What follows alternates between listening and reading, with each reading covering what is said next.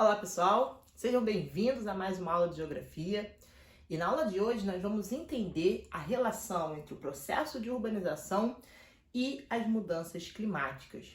Muito tem se falado, na televisão, nos noticiários, nas redes sociais, a respeito das transformações pelas quais o mundo tem passado no que diz respeito às mudanças climáticas, Às vezes, quando era para chover, tá fazendo seca. Às vezes, quando era uma época muito quente, tá ficando frio. Ou quando era muito frio, tá ficando mais quente.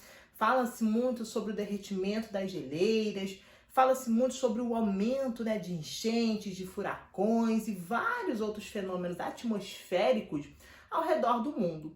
Mas será que o processo de urbanização, que é o processo em que eu tenho o aumento da população urbana em relação à população rural, será que esse processo tem a ver com as mudanças climáticas?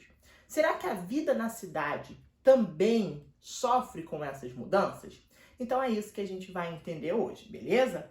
Bom, para começar, a gente tem que observar no nosso dia a dia, observar no nosso cotidiano, alguns desses fenômenos, que dizem respeito a gente, que dizem respeito ao nosso dia a dia. Por exemplo, você já reparou algumas vezes, que às vezes na cidade, no lugar de uma névoa, a gente tem uma grande fumaça escura? Se você mora em um lugar alto, por exemplo, se você visitou alguma vez um lugar alto e tem uma visão da cidade, geralmente na parte da tarde, você consegue identificar uma faixa acima dos prédios, como se fosse uma camada a mais na atmosfera, porém uma camada escura, parecendo, até mesmo gases poluentes, e que na verdade são eles, tá bom? Quando a gente vê essa área assim escura, essa fumaça preta no céu, a gente está falando da poluição atmosférica, vinda de indústrias, vinda de automóveis, tá? Todos esses fenômenos que acontecem são em virtude do aumento da população urbana, tá bom? Que, por sua vez, joga mais lixo nas ruas, joga mais lixo nos bueiros, joga mais lixo nos rios, causando também outros impactos, como a questão das enchentes. Quantas vezes na sua cidade você já viu uma enchente, em que chove, mas a água não tem escoamento, e aí começa a ampliar o nível de água até mesmo no meio da rua, ou na sua casa, ou na casa de algum conhecido seu. Pois é, tudo isso, quando a gente tem esse aumento da população na cidade e um aumento desordenado, uma falta de estrutura para essa população, o aumento do número de automóveis, o aumento do número de indústrias, tudo isso vai gerar um descontrole, vai gerar um desequilíbrio, tá? Das questões ambientais no espaço urbano. Então, por isso que a gente tem como exemplo, essa poluição atmosférica e as enchentes como exemplos de impactos ambientais no nosso cotidiano, de impactos ambientais no nosso dia a dia na cidade. Mas eu queria conversar com vocês, falar sobre alguns nomes específicos, sobre alguns impactos ambientais específicos que a gente consegue observar de maneira mais intensa no espaço das cidades. Bom, para começar, a gente tem que falar sobre ele, o famoso, efeito estufa. Quando a gente fala de efeito estufa, a gente já fica com medo, Efeito estufa, problema, aquecimento global, derretimento das geleiras. Mas, na verdade, o efeito estufa nada mais é do que um fenômeno natural. O efeito estufa ele é necessário para a vida, tá bom?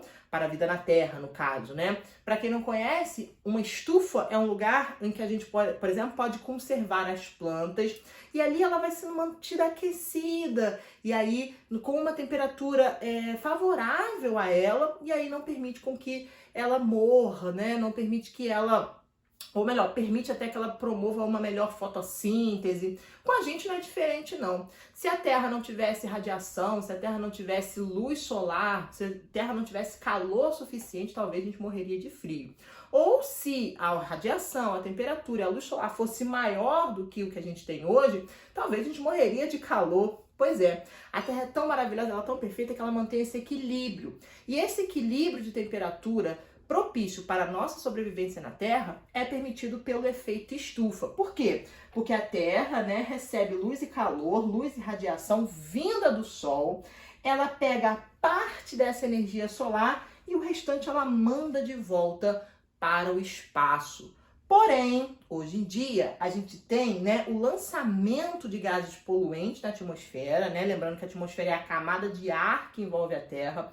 E esses gases poluentes, né, acabam criando uma barreira, uma espécie de barreira, que quando esse calor, né, que vai ser retido pela Terra e depois mandado de volta para o espaço, ele se depara com essa barreira, ele bate e volta. Isso mesmo, igual o recalque.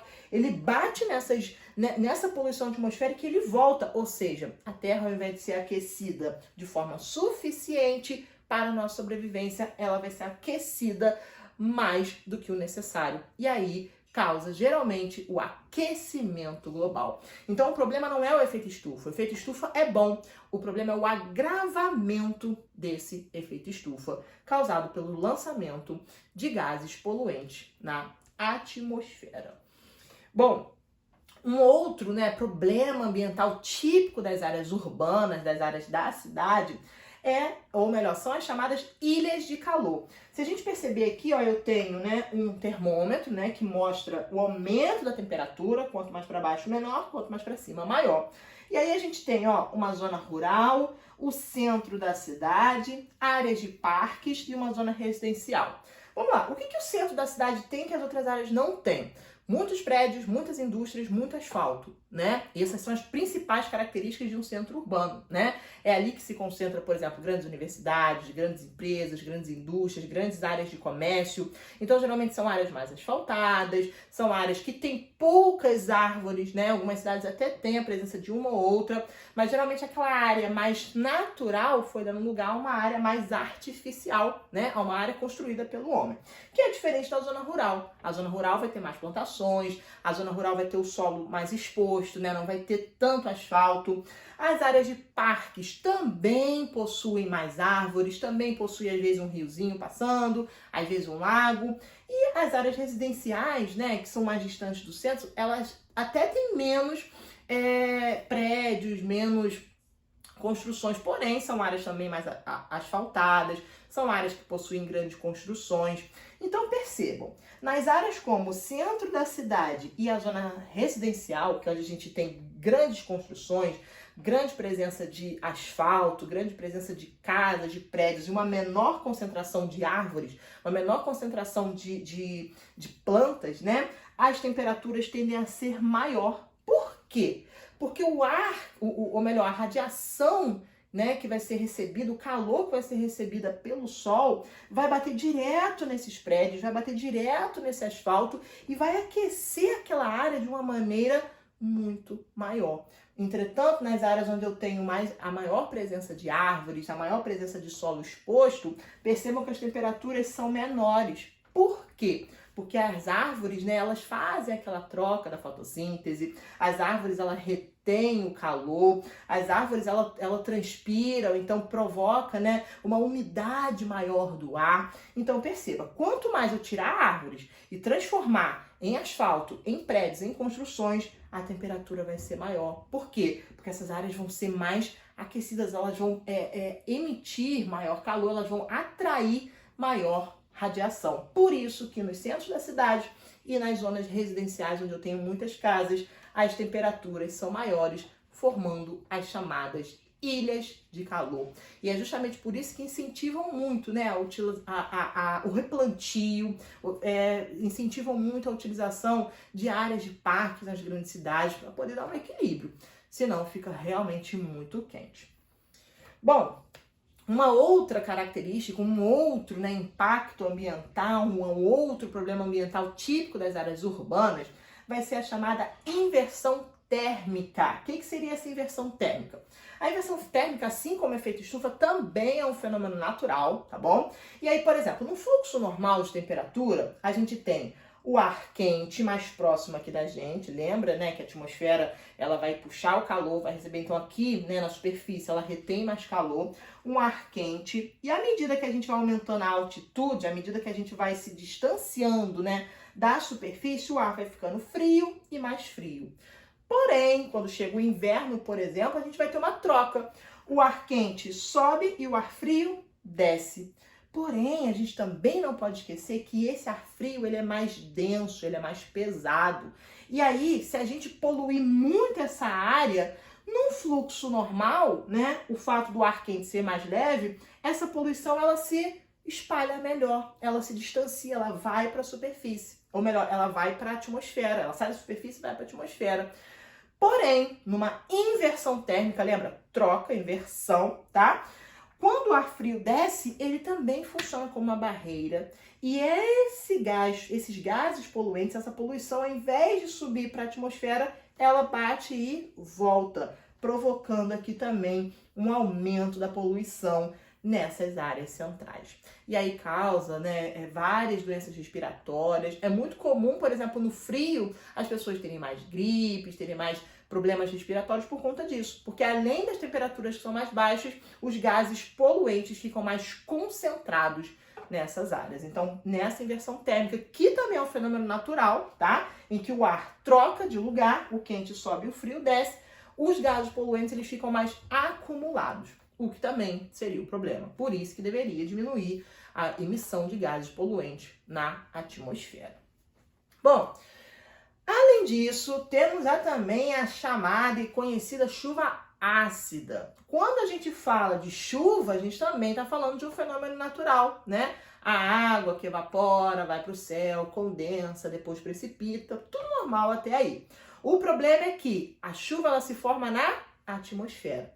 Se essa atmosfera estiver poluída, se essa atmosfera ela for formada também por gases ácidos que são liberados por indústrias, por transportes, até mesmo às vezes na casa das pessoas. Então, esses gases ácidos, esses gases poluentes, eles vão se misturar com as nuvens que formam a chuva. E aí, meus queridos, quando chove, esses gases poluentes voltam pra gente. Então, muito cuidado na hora que você for lá tomar banho de chuva, beber a água da chuva, aquela água ela também está poluída. Por quê? Porque as nuvens que estão sendo formadas às chuvas também estão formadas por gases poluentes, inclusive gases ácidos que formam a chuva ácida. Essa chuva ela é tão poluente que ela pode desgastar até mesmo a flora, né? Ela pode ser prejudicial para as plantas, ela pode até mesmo desgastar monumentos, construções. Se você perceber em algumas cidades, né, elas são tão poluentes que algumas estátuas começam a se desfazer, começam a se desgastar por conta dessa chuva ácida. Então você percebe que essas questões ambientais do espaço urbano são muito provocadas por esse aumento da população no espaço urbano, que vai aumentar o número de residências, o número de indústrias, o número de comércio, o número de automóveis, que na maioria das vezes lançam para a atmosfera gases extremamente poluentes, provocando assim grandes problemas ambientais. Beleza? Espero que vocês tenham entendido, espero que vocês tenham gostado. Aguardo vocês na nossa próxima aula e fiquem ligados no exercício que eu vou deixar aí para vocês. Um abraço e até a próxima.